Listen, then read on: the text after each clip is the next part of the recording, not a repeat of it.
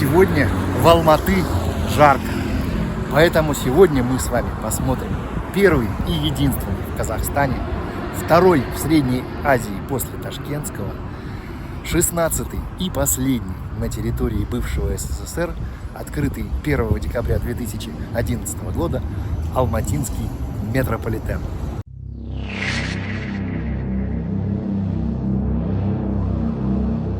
Привет, я Странный Дядька, вы у меня на канале. Как вы, наверное, уже догадались, сегодня мы смотрим метрополитен Алматы. И начнем мы сегодня с конечной на данный момент станции, последней из открытых, Бауыржан-Мамышулы. Эта станция, получается, самая дальняя станция от депо. Пойдемте посмотрим, как там все устроено.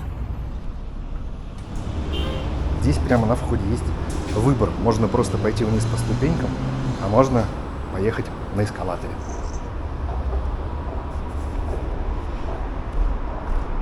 Смотрите, здесь в переходе есть даже туалет. Правда, он почему-то временно по техническим причинам не работает. К сожалению, во время съемок у меня случилась, так сказать, неприятность со съемочной техникой. Изображение на камеры вот так вот дергалось, как вы только что видели, а телефон снимал в расфокусе. Вы, может быть, скажете, что можно было пойти и переснять, но не бывает первого впечатления. Поэтому, что есть, то есть. Я постарался по максимуму вырезать все бракованные моменты.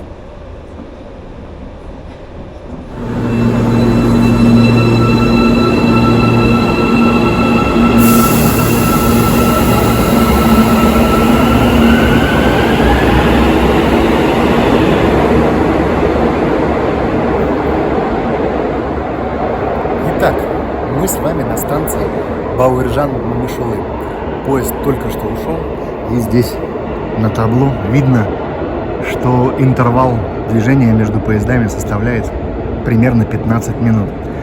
Сегодня воскресенье, вот видите, 9 с небольшим утра, и народу за 15 минут здесь собирается довольно много. Сейчас у нас будет увидеть самостоятельно, как много народу соберется. А еще здесь заметно, что у станции, видимо, на разных уровнях находится вход. Вот с той стороны есть эскалаторы, а вот с той стороны просто лестница. Станция, она, как это правильно называется, колонная. И очень, как мне кажется, круто реализовано здесь освещение. Освещение довольно светлое, то есть на станции светло, но при этом оно не яркое и не бьет по глазам. Ну и плюс вот эти вот все ломаные линии. Все это, так скажем, выглядит, ну, как-то, я не знаю, по-дизайнерски круто. Оформление путевых стен, ну, в общем, довольно простое. Вот там вот схема линий, и вон там вот схема линий. На столбах есть схема метрополитена. Ну и на каждой стороне станции по вот такому вот табло. В общем, станция довольно простая, но в то же время удобная и стильная. Мне нравится. Ждем 15 минут, смотрим, сколько соберется народа, и поедем на следующую станцию, которая называется Сары-Арка. И она тоже из тех, которые были открыты совсем недавно.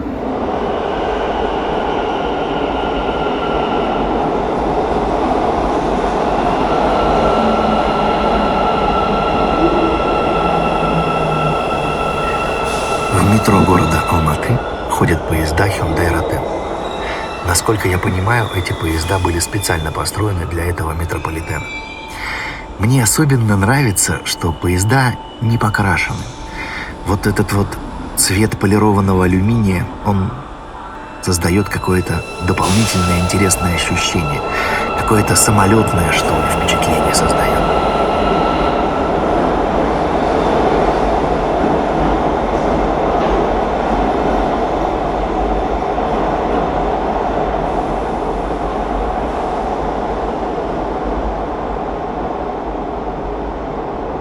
А еще на станции, кроме эскалатора и лестницы, есть еще лифт. Мы сейчас проверим, работает ли он. Ну, смотрите, во-первых, работает. Во-вторых, выглядит круто. Еще один лайк. Ну что, давайте грузиться в поезд и поедем.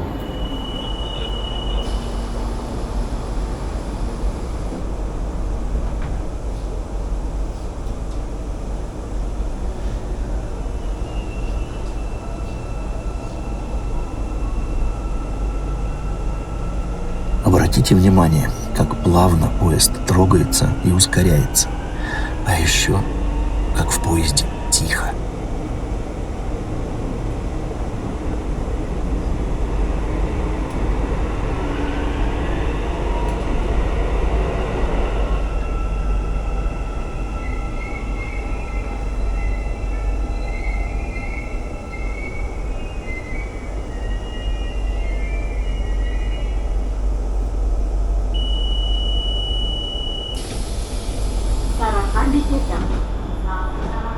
Ну и вот мы с вами на следующей станции, которая называется Сары-Арка.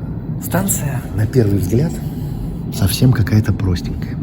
И вот честно вам скажу, вот эта вот серенькая отделка, вот такая вот, как это называется, когда накидано какими-то такими вот частицами все это дело, лично мне нравится не очень. Выглядит она как-то, ну, как сказать, неаккуратно и грязно. Наверное, так бы я это сформулировал. Но на вкус и цвет товарищей нет, поэтому вы спокойно совершенно можете с этим поспорить. Ну а главный зал здесь прям шикарный. Здравствуйте. Единственное, что, пожалуй, модные светильники не слишком много света дают. Получается такая приглушенная немножко атмосфера. Но вот, например, панно, назовем его мозаичным, потому что, наверное, ведь оно из отдельных плиток сложено. Оно подсвечено дополнительно, ну и выглядит ярко и таким как бы заметным акцентом в отделке всей станции. Народу практически никого, потому что поезд только что ушел, а до следующего поезда пауза в 15 минут. Конечно, понятно, что станция открыта недавно, и она новая, и поэтому здесь все, в общем, в приличном состоянии, изъянов искать, наверное, не стоит.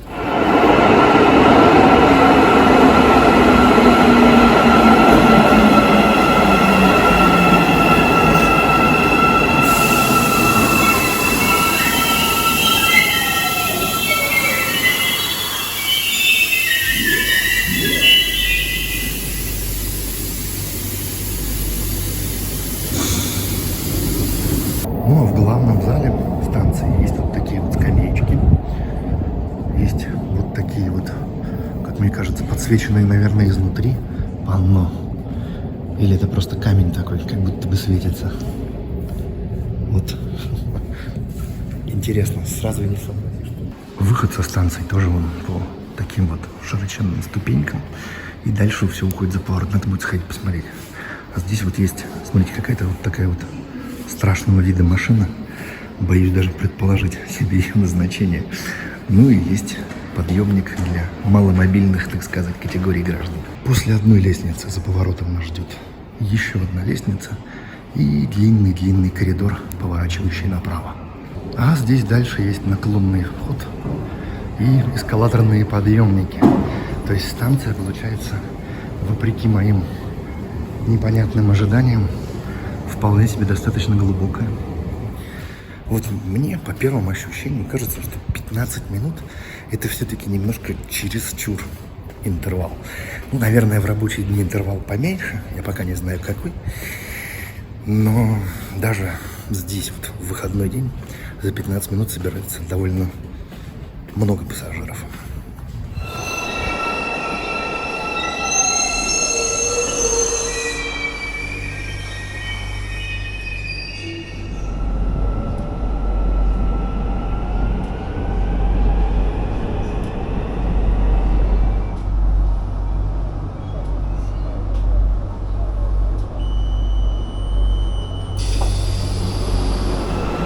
Мы с вами на станции Москва.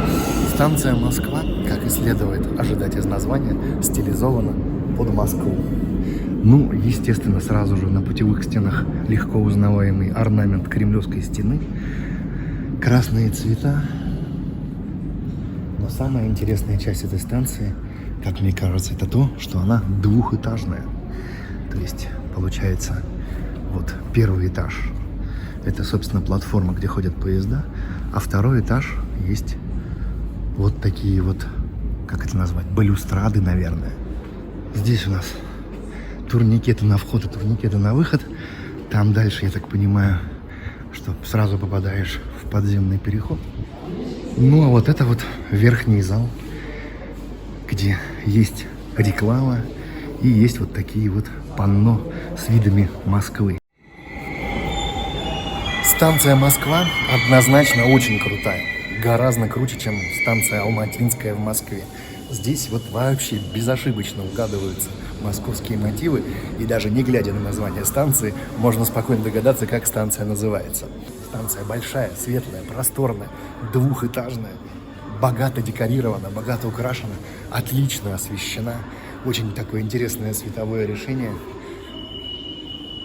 Блеск и красота. Шикарный шикардос. Реально нереально.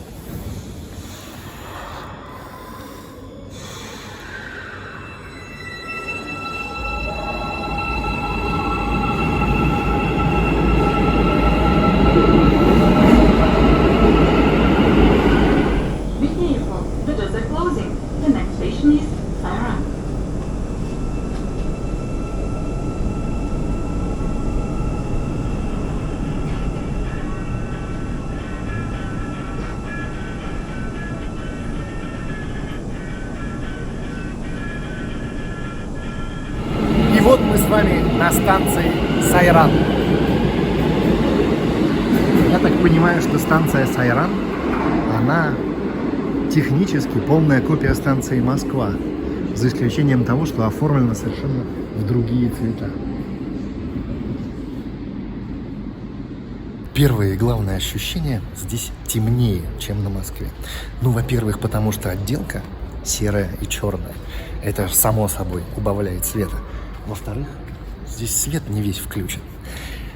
Но в то же время, наверное, это и неплохо, потому что здесь такая, как это сказать, атмосфера интима, что ли, царит. На самом деле глаз отдыхает. Тоже прикольно. Не знаю, случайно так получилось, или это действительно такое осознанное решение ради экономии или эстетическое. Но мне почему-то нравится.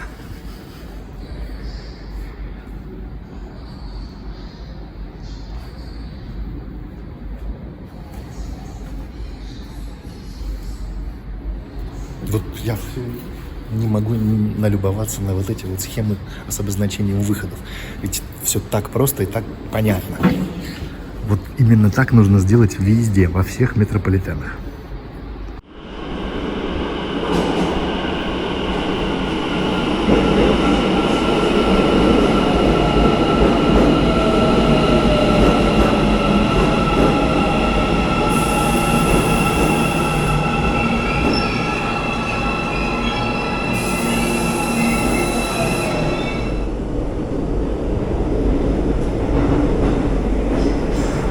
Когда идешь через поезд, невозможно отделаться от ощущения, что идешь через проход самолета. Просто кресло в этом самолете как-то неправильно расположено. Ну вот на самом деле и пластик, и цвета отделки, и шум кондиционера, и почти не слышно стука колес. Ну вот самолет и самолет. Очень круто.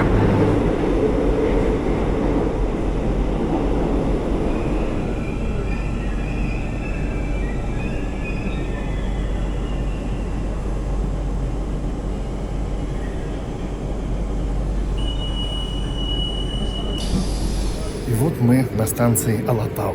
Что я хочу сказать?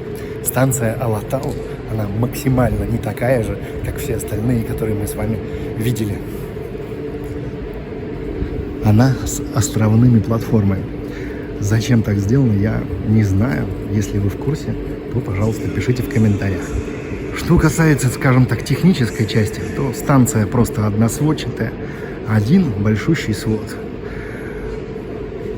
Посередине два пути, по краям две платформы, и туда он уходит вдаль тоннель, который здесь почему-то выглядит как квадратный. То есть, наверное, станция не глубокая. Схема линии, как обычно, с текущей станцией, выделенной размером мои любимые уже схемы выходов и схема расположения выходов внутри города. На станции куча рекламы. Ну, это, конечно, примета времени, без этого никуда. Реклама – двигатель всего, чего только можно двигать. Но, честно говоря, такое ее обилие выглядит немножечко раздражающе. В целом, станция, пожалуй, немножечко темненькая, но в то же время домашняя и уютная, будем так говорить. Здесь есть вот такое вот панно, изображающее, видимо, вид на горы. И парочка замечательных бронзовых птиц. А с той стороны панно мы подойдем посмотреть попозже. Перейти с той платформы на эту платформу можно совершенно беспрепятственно и бесплатно. Тогда тем более непонятно, зачем было сделано такое решение с двумя платформами по краям. С противоположной стороны станции панно абсолютно идентично тому, которое находится на той стороне. На этой, кстати, станции, на Алатау, есть уникальная возможность посмотреть подвогодное пространство у этого поезда и систему токосъема. Вот этот вот желтый рельс, третий рельс так называемый, с которого вон с помощью вот этой вот штуки поезд забирает себе электричество для питания.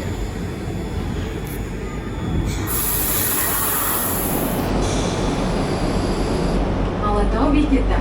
Станция Алатау. Алатау Station.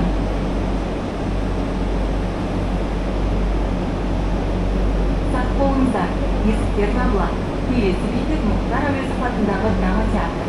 Платформа сол жағында. Будьте осторожны, двери закрываются. Следующая станция – драмтеатр имени Мухтара Әуезова. Платформа находится с левой стороны. Be careful, the doors are closing. The next station is Adira named after Muhtar Әуезов. The platform is on the left side.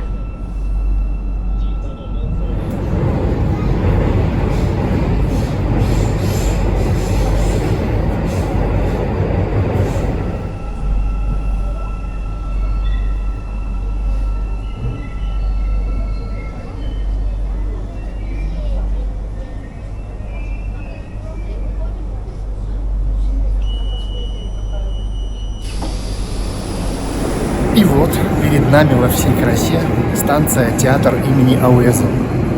Здесь самая главная часть – это вот такой вот отдельный, будем так говорить, зал в конце, как этого, пассажирского зала, в конце платформы. Вот с таким вот панно.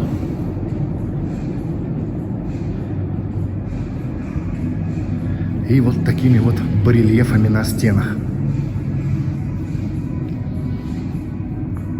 Сделан как будто бы отдельный такой зал, отдельный от станции. Не знаю, зал славы можно это назвать. Или выставочный зал. Но выглядит прикольно. Монументальное панно. Это слово я не знаю. Ну и авторы. 2011 год. Вообще, конечно, мозаики всегда поражают воображение. Сколько же кропотливейшего труда нужно, чтобы вот каждую часть вырезать и с помощью цемента закрепить точно в свое место, нигде не ошибиться и получить в конце концов идеальную картинку. Огромная работа.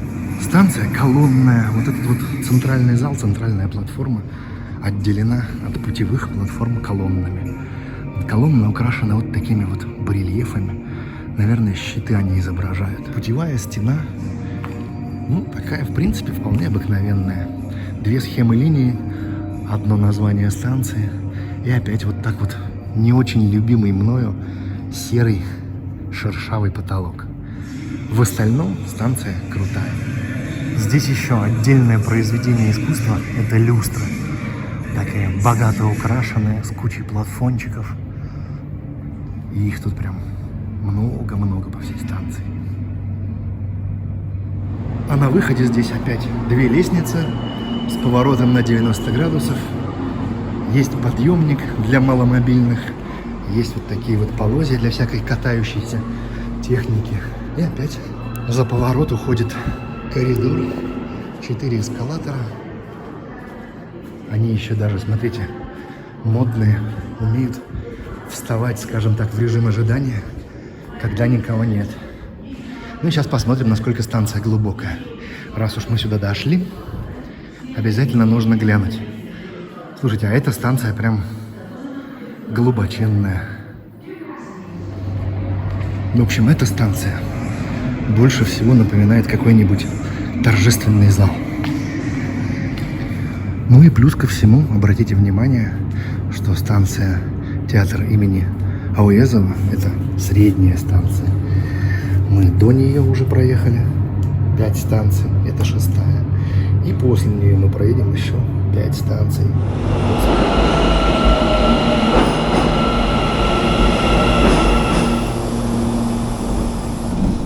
Сақпаңыздар, есікте жабылады. Келесі бекет Байқоңыр. Будьте осторожны, двери закрываются. Следующая станция Байқоңыр. Be careful, the doors are closing. The next station is Байқоңыр.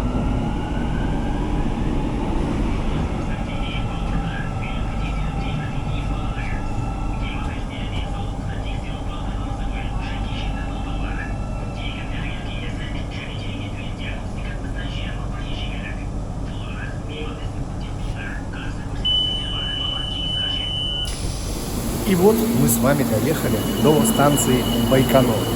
Основная тема оформления этой станции – это внутренности космического корабля.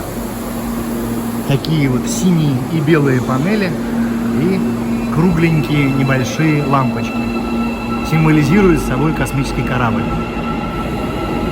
Ну, вы знаете, что-то в этом есть. В принципе, да. Выглядит как космический корабль. Ну, а здесь, в торце, есть такой большой экран, на котором, я так понимаю, показывают всякие будни из жизни космодрома. В общем, отделка станции такая, достаточно минималистичная. С другой стороны, именно так ведь и должно быть. Ведь никаких украшательств и излишеств на космическом корабле быть не может, потому что это просто лишний вес.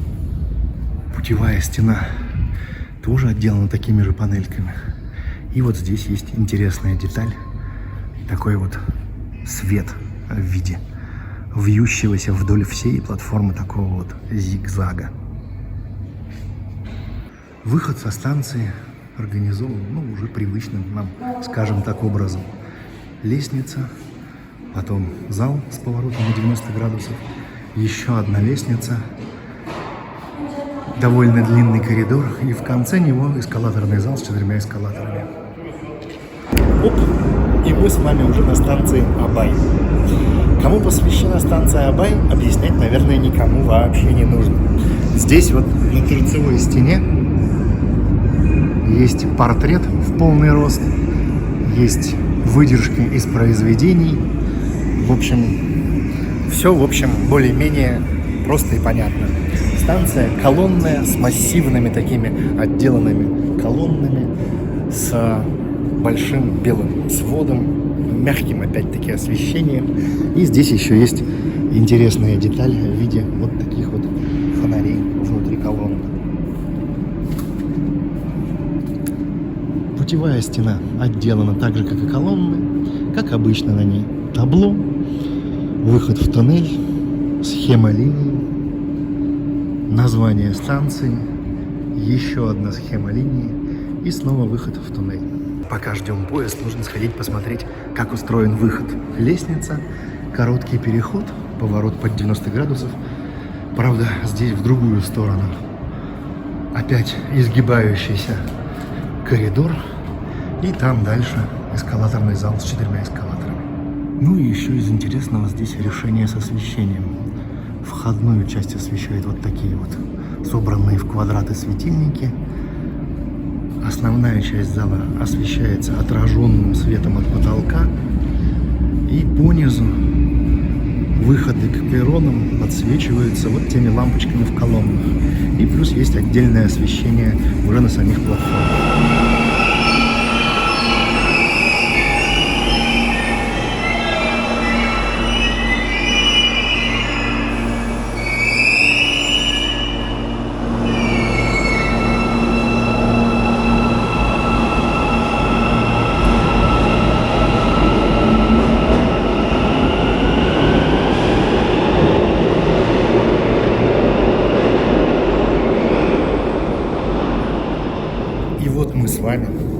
моей любимой станции Алмалы. Почему она у меня любимая? Потому что, как мне кажется, она самая красивая из всех посмотренных в алматинском метро станций. Мне по отделке нравится больше всего станция Алмалы. Ну, во-первых, потому что я люблю все вот такие вот орнаменты и узоры.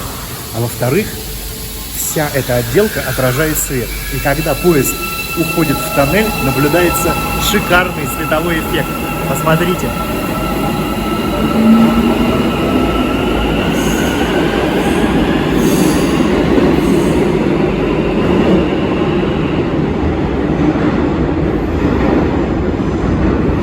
Таким образом, на станции Алмалы каждый раз, когда поезд приходит и уходит, наблюдается световая феерия на всех вот этих вот узорах отделки стен. Мега круто.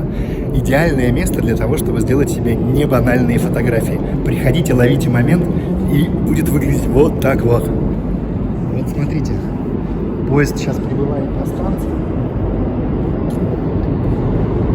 и стены заливаются желтым и белым светом.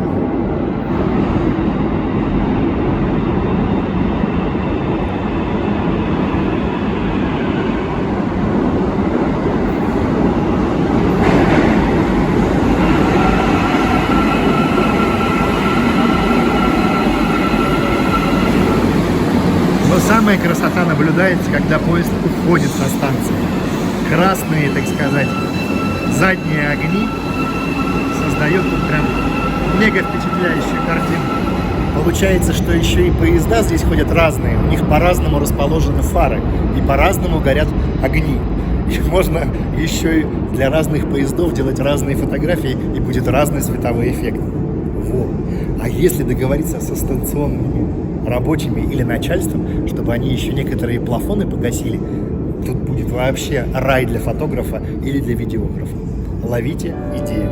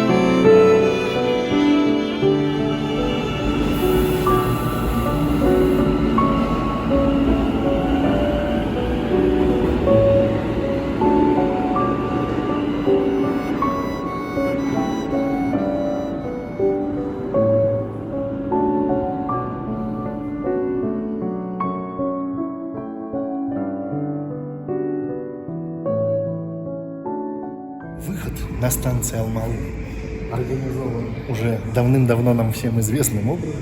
Лестница, короткий коридор, поворот на 90 градусов. Дальше короткий коридор и 4-эскалаторный ход. Но на станции Алмалы это не главное. Мне, не знаю почему, очень нравится вот это вот панно. Витраж, будем так его называть. Он еще очень интересно так подсвечен. Там сделаны такие группы светодиодов по 3. Вот здесь вот через вентиляцию это хорошо видно.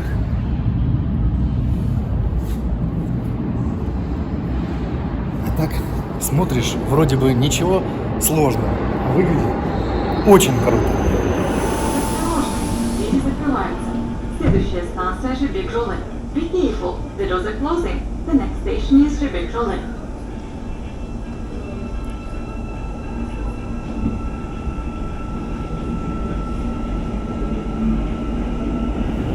Станция Жибек-Жолы архитектурно и конструкционно точно такая же, как станция Алмалы.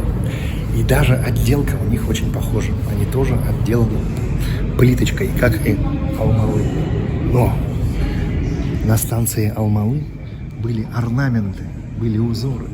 А здесь просто плиточка и вот такие вот своды. На полу, конечно, орнаменты и узоры тоже есть. Но это не то же самое, что станция Алмалы. Здесь плиточка тоже отражает свет и тоже есть эффект, когда поезд уходит в тоннель. Но не такой красивый, как на Алмалы. Здесь у нас в конце зала есть вот такое вот панно. Я так понимаю, что это тоже все сделано из изразцов, из миленьких таких разрисованных плиток. Ну да, тоже настоящее произведение искусства, на которое потрачено очень много усилий и очень много времени. Станция, наверное, пожалуй, чуть светлее, чем Алмалы. Свет от всего вот этого отражается, но немножечко не так. То есть Жибек-Жолы тоже вот. Алмалы и Жибек-Жолы — это две моих, с точки зрения моего эстетического, скажем так, восприятия, две самых, как мне кажется, красивых, как бы это сказать-то еще, органичных станций, что ли. Вот. Все остальные, не поймите меня превратно, тоже хорошие, но лучшие вот эти две. Ну, как мне кажется. Пока ждем поезда, надо традиционно пойти посмотреть, как организован выход. Ну и, может быть, тут еще что-нибудь поснимать.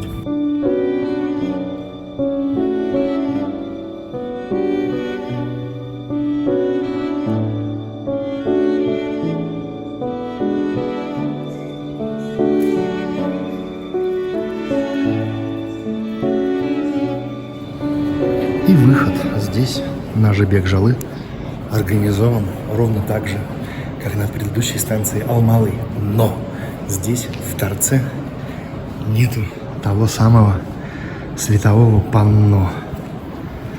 Ну а в остальном все та же лестница, короткий коридор, еще одна лестница, поворот, снова лестница и 4 эскалатора.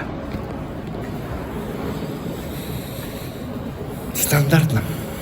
Ну что ж, нам осталась последняя станция, конечная. Хотя она как последняя? Последняя она в сегодняшнем видео и в моей сегодняшней поездке. А вообще, насколько я понимаю, та станция была построена самой первой.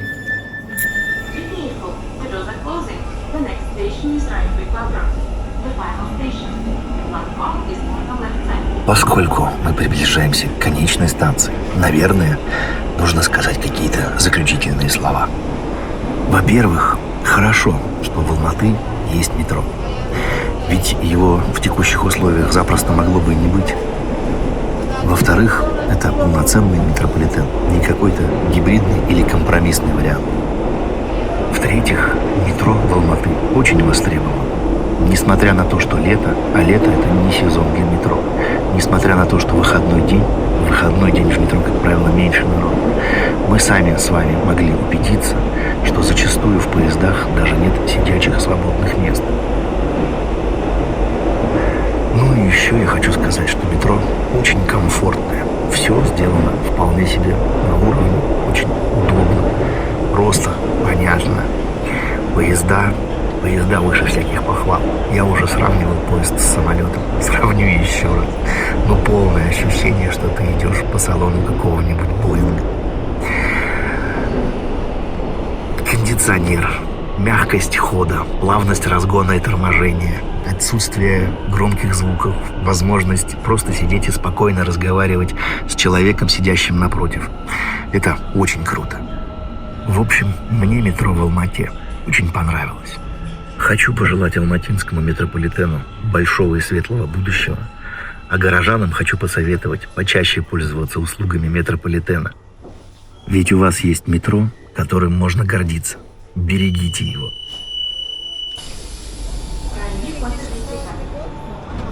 Финальная, ну или конечная станция Райымбек-Батыр. Станция большая, просторная, односводчатая. Хотя по размерам она на самом деле то же самое, что колонная. Но за счет того, что отсутствуют колонны, возникает ощущение того, что эта станция очень больших размеров. Станция богато декорирована. Посмотрите, как вот здесь отделана путевая стена. Как все это плавно переходит в отделку потолка, в такие вот квадратные светильники. Ну и на противоположную сторону опять снижается такими вот колоннами и богато декорированной путевой стеной. Над выходом вот такое вот панно с такими вот стилизованными, не знаю, тигры это, наверное, или что-то еще. Дальше там лестница, ну и выход в город. В ту сторону, если дойти посмотреть, там есть изображение, видимо, самого нашего героя Райымбека Батыра. И на том выходе есть эскалаторы. Мне кажется, нужно обязательно прокатиться на том эскалаторе и выйти здесь на конечной станции наружу, посмотреть по сторонам, прежде чем опять вернуться в метро и опять поехать на ту конечную станцию. Вот такое вот сегодня вышло видео про метро Алматы. Надеюсь, вам понравилось оно со всех сторон. И, скажем так, со стороны эстетической и со стороны технической. Я постарался и про эстетику поговорить, и про технику тоже немножечко упомянуть. Ну, насколько мне позволяют мои знания и мои возможности. Спасибо, что поставили лайк. Счастья вам, здоровья, любви, терпения. Приходите еще. На сегодня все. Пока.